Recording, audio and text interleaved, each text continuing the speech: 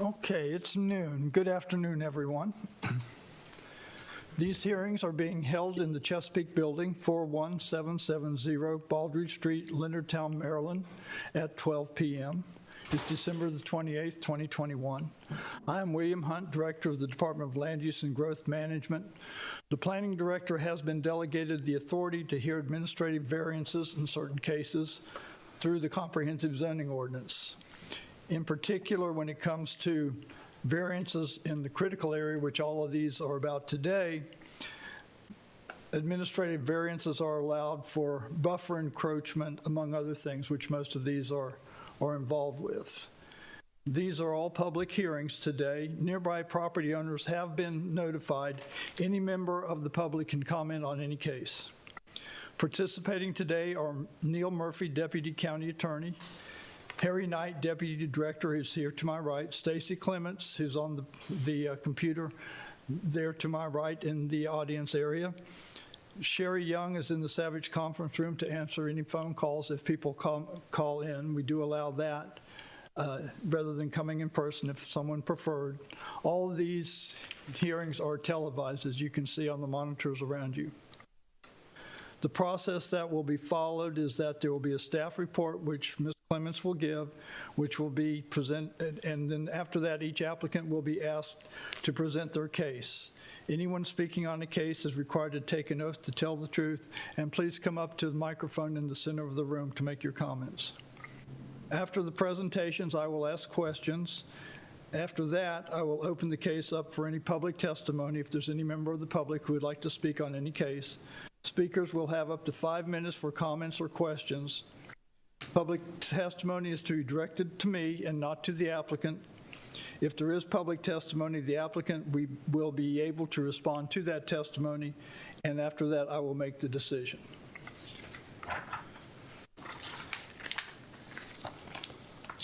All applicants have the burden of proof and the burden of persuasion to overcome the presumption that the variance application does not conform with the general purpose and intent of the critical area regulations.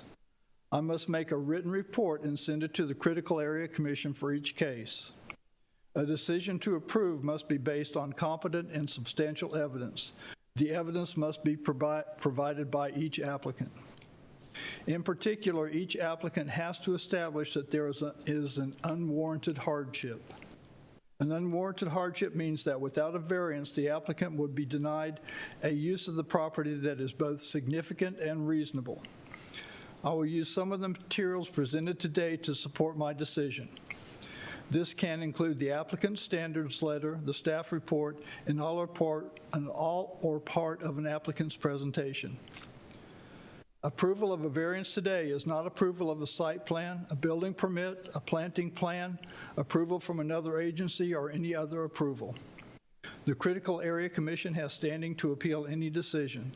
The Critical Area Commission has 30 days to file a petition for judicial review to the Circuit Court. All of the materials submitted for the cases to be heard today are in board docs. Ms. Clements will provide directions on how to reach the cases on board docs. Okay. Good afternoon, Mr. Hunt. Okay. Board docs can be reached through the St. Mary's County website, which is located at stmarysmd.com. In the ribbon along the top, you will find the Board Docs tab. After pressing the Board Docs tab, this page will load. Today's meeting is at the top. It's the administrative variance hearing with the Land Use and Growth Management Director.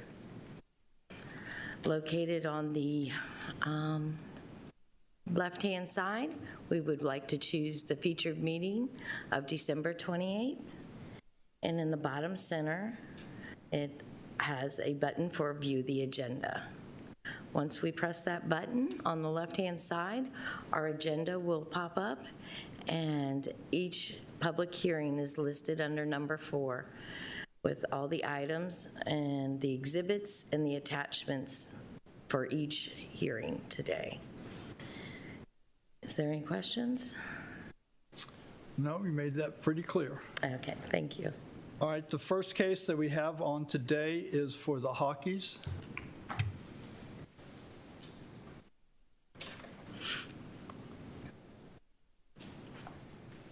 And before you sit down, if I could just swear you in, raise your right hand.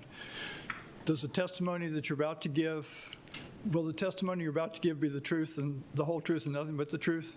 Yes. Yes, Thank you. thank you. Yeah. Oh, I was gonna hear. Thanks, Stacy. And I do. Very good. Okay.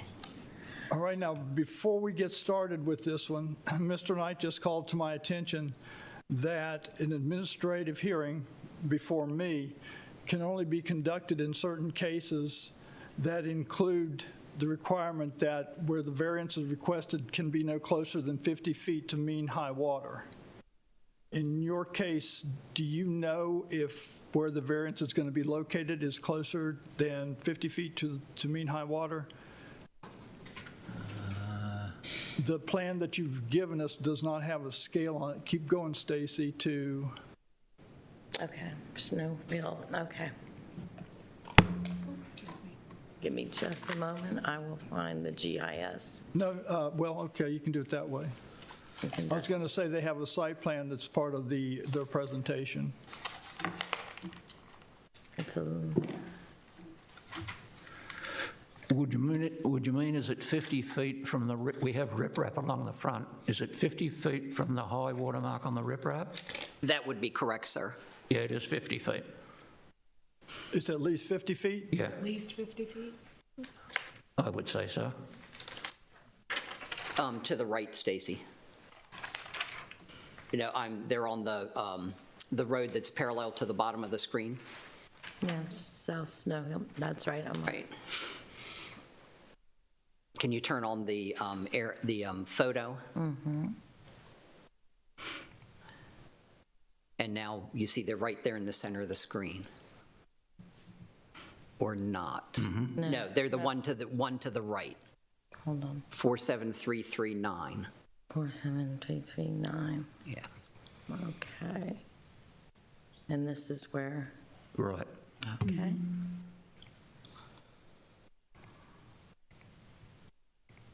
You can drag that, yeah. Okay, from here, yeah. I would go to the back of that. Yeah, good. Well, not that far, because the wall, correct me if I'm wrong, is going to pretty much follow the Right. shape of that. Behind the Yeah. path, yes. But if you go 50 feet, Stacy, Yes, and then stop, Yeah, it's not 50 feet, yeah. yeah, it's beyond the wall. Correct. Unfortunately. So unfortunately, we brought you here for no reason today, and I do apologize. Your case will have to be referred to the Board of Appeals, the full Board of Appeals. We'll re-advertise the case, but it can't be heard today. Oh, And so staff will give you the earliest date possible for the Board of Appeals, and staff will handle the notice to the neighbors and posting. okay, and is the Board of Appeals here, or? It is. It is, yes. Is that the Critical Care Commission? No, the Critical Area Commission is a state agency in Annapolis. They generally don't appear at the meetings, but we have to communicate with them. So the Board of Appeals, is it a similar process, or? It's Yes, it's identical to what would be happening today, except that there's 5 members of the Board of Appeals, and by the regulations that we have to follow, which I do apologize, it wasn't noticed ahead of time, requires that it be heard by them and not by me. Okay. So we'll be contacted in terms of when that hearing is scheduled? Yes, you ma'am. will. Yeah. So do we have to do anything additionally? Stand by and we'll give you the date. And then because it was staff's mistake, we will handle the notices. Okay. Okay, and we don't need to prepare anything else? The information we've given will be sufficient? You'll have, you do not have to. You can certainly make the same information available to the Board of Appeals, but should anything additional come to mind, you do have the opportunity to submit it. Okay. What about the 14 packets that we submitted? Will that go to that group? Correct, yeah. Okay. All right. Well, that's disappointing. Okay, thanks. Well, thank you. Okay.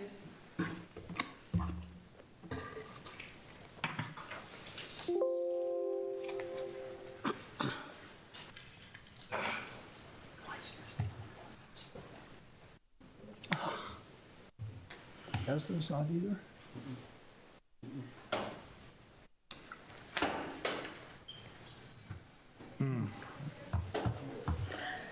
The next one would be the Crowleys. I would like to get a sound check if that's possible. Okay. Okay. Hello, this is Kenyon Crowley. Can you hear me? Yes, we can. Thank you. Thank you for calling in. I'm Bill Hunt, the director, and we've just had an unfortunate discovery on the limitation of the kind of variance I'm able to hear today. The request for variance has to be at least 50 feet away from mean high water, which in your case, your proposed house can't meet that standard, which means that rather than it being heard by me, it has to be presented to the complete Board of Appeals. Okay. So I apologize for the inconvenience. I know you're on vacation, and this is bad news coming as late as it does. So we will be rescheduling. We'll notify you of a revised date. And because it was staff's mistake overlooking this restriction on administrative variances, we will handle the notification to the public. All you'll need to do is agree to the future date. So we'll contact you with that later this afternoon. Okay, I'll keep an eye out for that future date. We appreciate your patience. All right, thank you.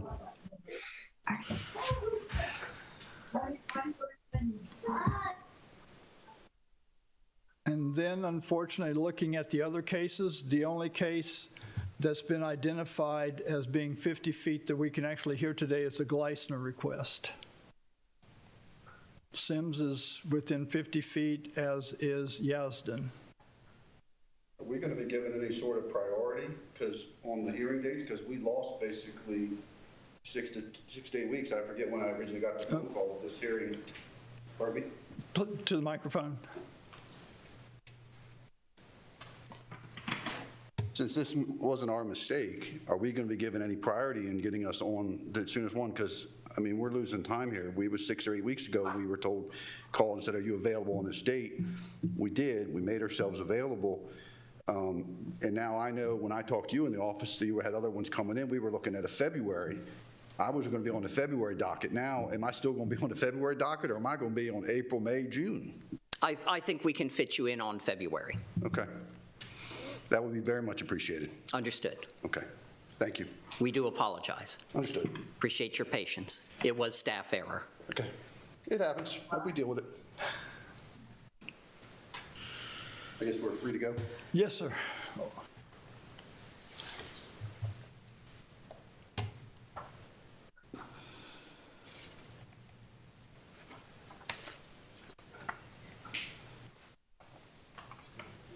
Have a good day. So no one in the audience is for Yazden, is here for Yazden? No? I'm here online. Okay. That is Mr. Davis And Steve Vaughn. and Steve Vaughn, correct? Yes.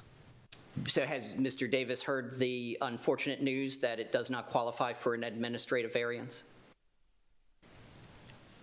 Because, It's because it's less than 50 feet from the water. and so, That So what is provision it? was overlooked until just probably noon today. And so the hearing for the Yazden variance will have to go to the full Board of Appeals, and I can't hear that variance because of that restriction. Neil? and why is it just found out just like minutes ago? Well, I mean, Mr. we've had since July. Well, Mr. Davis, you can lay all the blame on me. I'm responsible for preparing the cases for both Board of Appeals Administrative, and I overlooked it. So I do apologize. I mean, this has cost them thousands of dollars in price increases of all the materials. I mean, I could go on and on. Well, Mr. Davis, Anyway. with all due respect, you don't have all your agency approvals yet. So this hearing is not the last approval you need for your building permit. I understand. And it took MedComp 3 months, and it was sitting on somebody's desk until I went over there and got it off their desk, and they looked at it and they approved it in an hour. I mean, I don't understand why we have to continually go through these problems with some of the agencies. Yes, sir. Well, that's a debate that we should have off the air. I'd be glad to have it, and bring some of the commissioners in too. So, Thank you. All right. So we will contact you with a Board of Appeals date. And so with that, the one case that we can hear today is the Gleisners.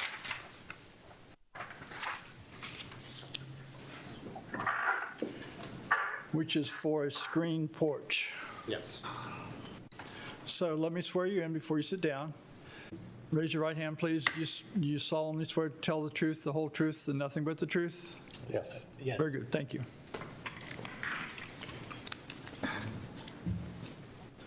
All right, Ms. Clemens, will you provide the staff presentation? Yes, sir.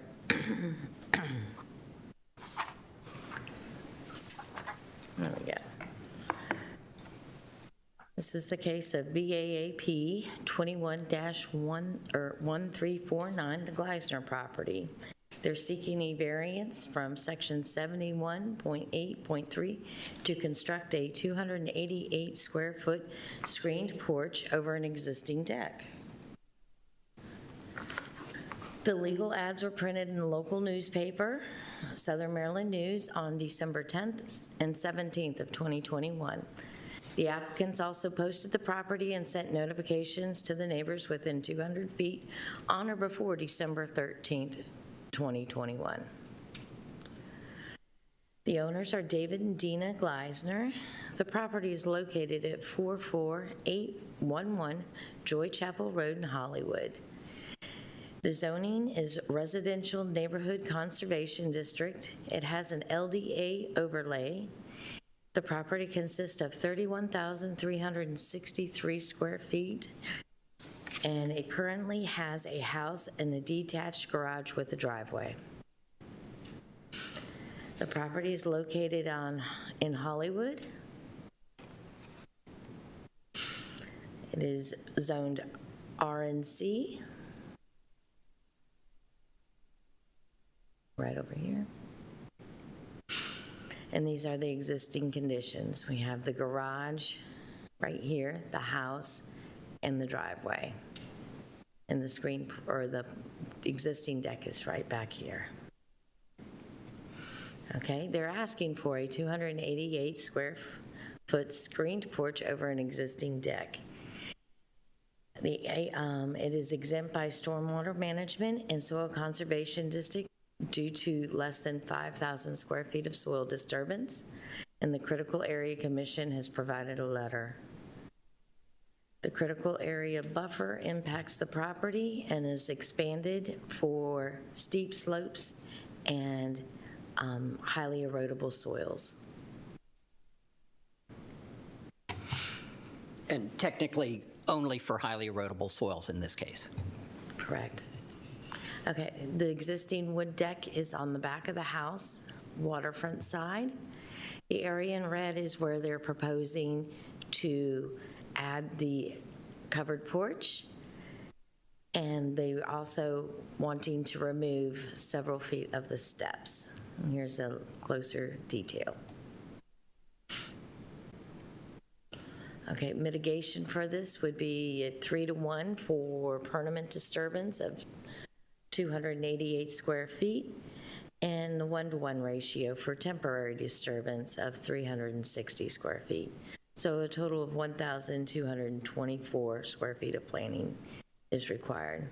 As always, a buffer management plan for on-site planting will be approved by LUGM staff prior to the issuance of a building permit staff.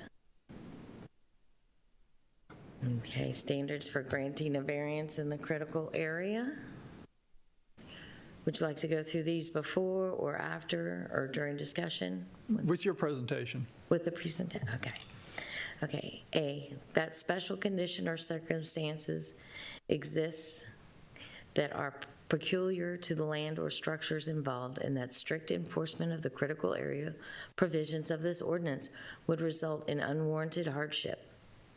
This property is constrained by the critical area buffer due to the tidal waters of the Chuckhole Creek and contiguous highly erodible soils. The strict interpretation of the critical area provisions of this ordinance will deprive the applicant of rights commonly enjoyed by other properties in similar areas within the critical area of St. Mary's County. The applicant is proposing a 288 square foot screen porch over an existing deck. A right commonly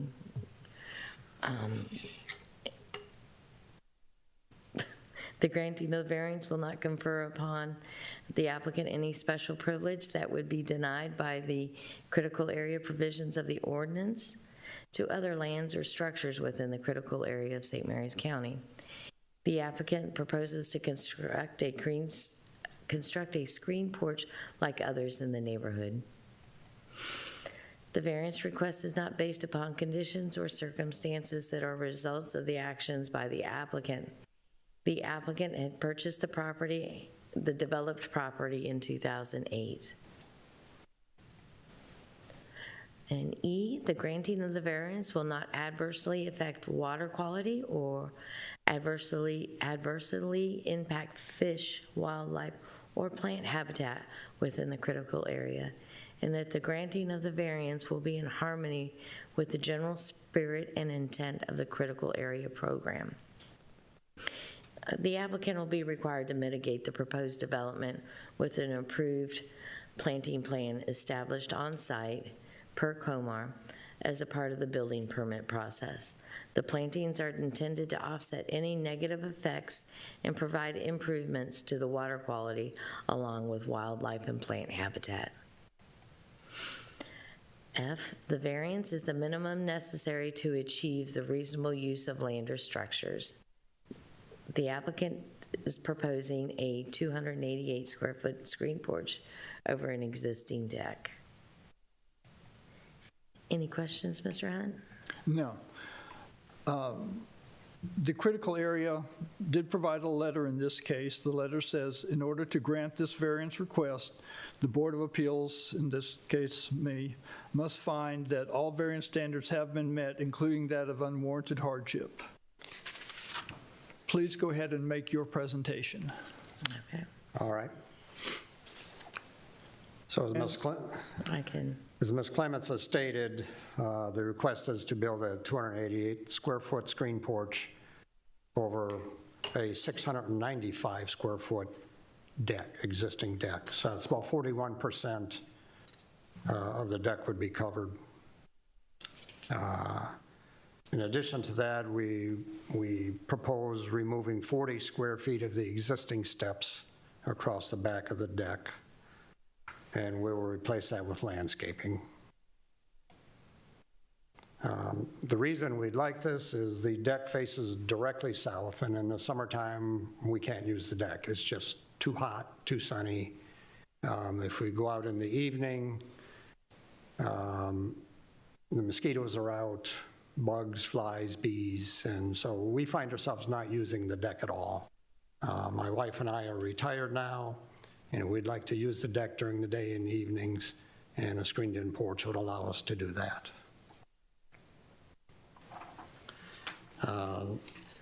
The next page there is the site plan, which we've already seen. The larger red crosshatched areas where the deck would be, or where the screened-in porch would be, and then you can also see where the steps would be removed.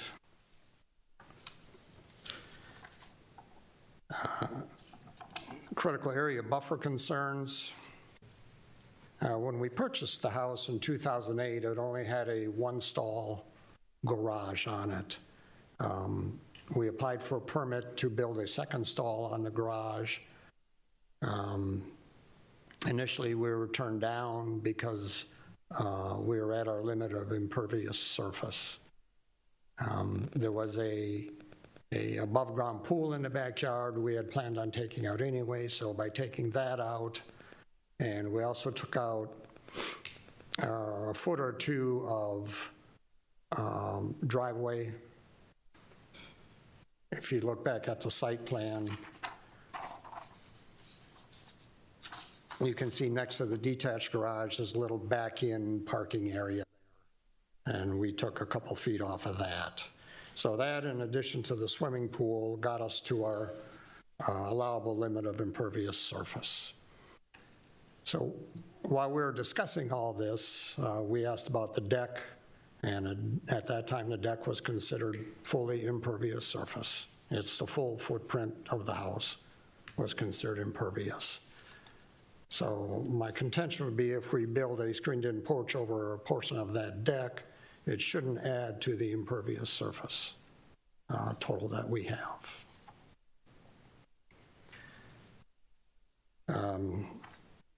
There will be no soil disturbance with this. It's just all going to be built over the deck, so no soil disturbance there. And the 40 square feet of the steps we plan on removing will all be replaced by landscaping, which is contiguous around the entire deck. If you look at the photos on the last page there, you can, on the right side, you can see the landscaping that's already there, and that will continue then when we remove steps. The photo on the left is looking down the hill to the water, and you can see there's established trees and bushes already there, which will all help mitigate any runoff. So that's all I have, sir, if you have any questions. I do have one question or one comment on your standards letter, not in your presentation, but on standard number 3 in your letter, you state that many other properties have covered decks in similar locations on their properties in St. Mary's County. Can you provide the locations or addresses of the other properties you were referring to when you wrote that the response to the standard? No, sir, I can't. Do we have any members of the public who would like to speak about this? Do we have any phone calls, Ms. Clements? I don't see any, but I can definitely call Sherry.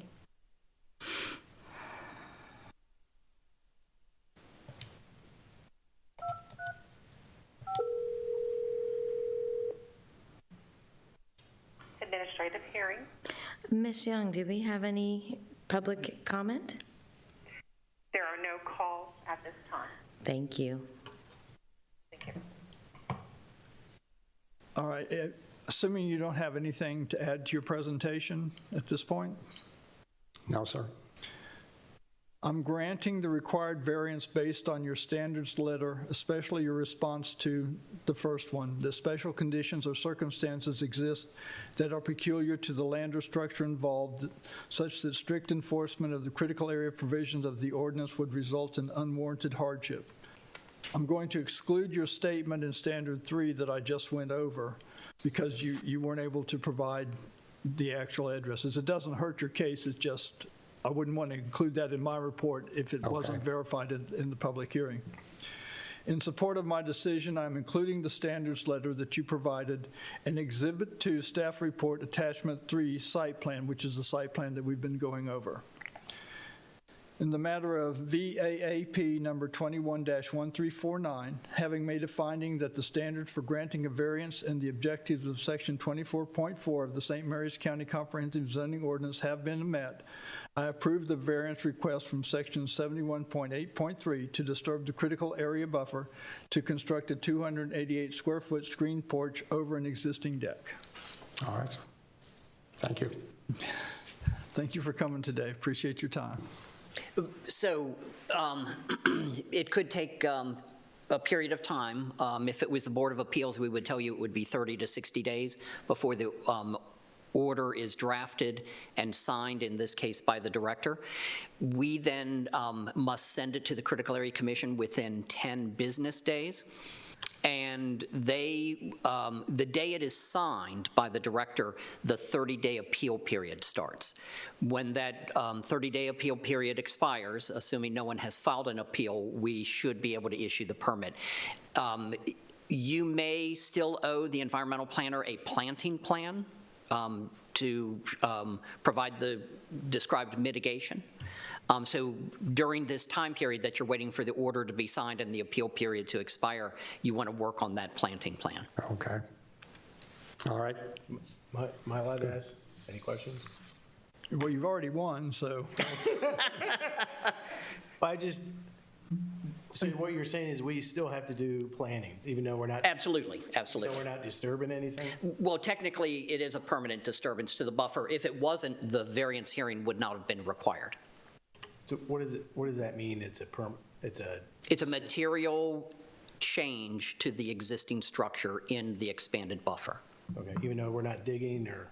Yes, sir. Yeah, we know that you're building a screened porch on top of an existing deck. Okay. Would you state your name, please, Larry Reichert, and your relation to the project, contractor, and your address? 39980 George G. Place, Mechanicsville, Maryland. Thank you. Yep. And that concludes this administrative hearing session today.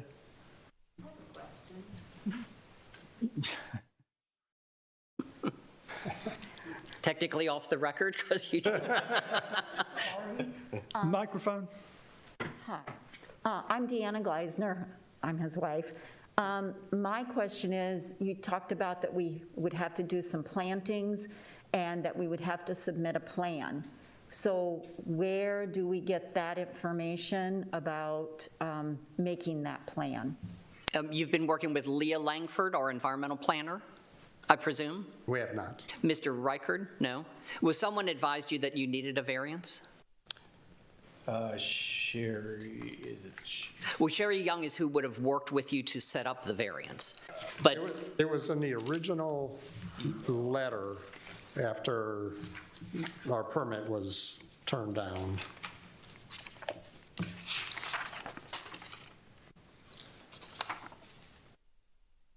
Okay, it was a letter signed by you, signed by, well, that's to me from the Critical Area Commission. was to you, yes. Right. But there was a prior comment from our review staff. But so anyway, we will follow up with you Okay, and give you the information you need. yes. This letter was the first I had seen that there was a mitigation involved. Understood. So we will inform you of the required mitigation. Okay, Yep. So would that be an email then, or?